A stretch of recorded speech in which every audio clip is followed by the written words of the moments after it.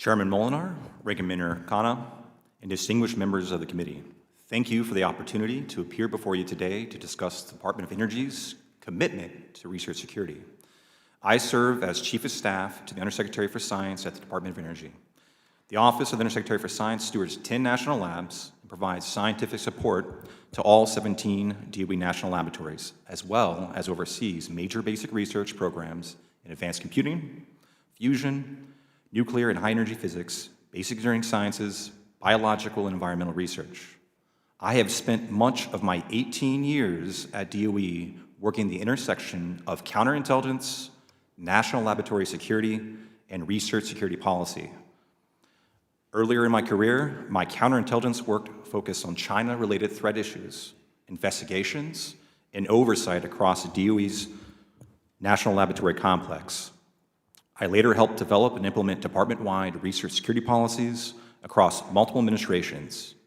I share that background because this issue is not theoretical to me. I have seen how foreign governments try to exploit research environments, and I recognize the importance of disciplined, targeted, and executable responses.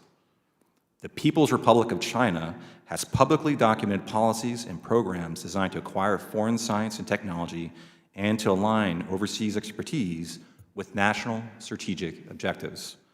That reality requires the department to protect taxpayer-funded research, intellectual property, and data. That is why DOE has spent years building a research security framework that is stronger than it was a decade ago. DOE has long maintained foreign national access controls, counterintelligence capabilities, export control requirements, cybersecurity, physical security protections, and laboratory security programs. I stress this: access is not automatic, and mitigations are in place if access is granted. DOE continues to build on that foundation with more specific tools for the threats we face today. In a national laboratory environment, one of the most important steps has been the development and use of the Science and Technology Risk Matrix. That tool helps DOE and the laboratories identify unclassified areas of science and technology where breakthroughs could have significant national security or economic security implications. It gives decision makers a common way to think about the sensitivity of the work before access decisions are made. DOE has also strengthened policy for foreign government-sponsored affiliated activities through DOE Order 46.1A. That policy prohibits participation in malign foreign-tolerant recruitment programs involving countries at risk and places restrictions and disclosure requirements on other foreign government-sponsored affiliated activities. It provides the department a clear basis to address undisclosed obligations, conflicted commitments, and foreign programs designed to divert U.S.-funded research or expertise. Those tools matter because the national laboratories are complex research environments. They include open science, proprietary work, user facilities, sensitive unclassified capabilities, and classified national security work. A risk-based system allows DOE to support legitimate mission work while applying strong controls where the technology, affiliation, access, or conduct creates greater risk. DOE has also made significant progress on financial assistance. Through the Office of Research Technology and Economic Security, DOE now has a dedicated capability to evaluate research technology and economic security risks before and after funds are awarded and as risks change.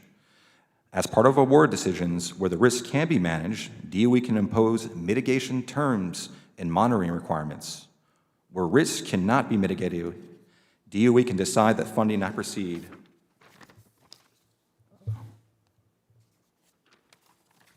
Finally, research security must include American STEM talent development. Long-term security is not achieved only by restricting risk. It also requires building the American scientific and technical workforce that will lead in the technologies that matter most. DOE's national laboratories are not only research institutions, they are training grounds for the next generation of U.S. scientists, engineers, and national security professionals. The United States must remain the world leader in scientific innovation. DOE is congressionally directed to achieve major scientific technological advances, and that mission requires exceptional talent across the United States, and where appropriate, secure and secure around the world. The goal is not to close off American scientists. It is to make sure that collaboration is transparent, accountable, mission-aligned, and protected. Thank you, and I look forward to your questions.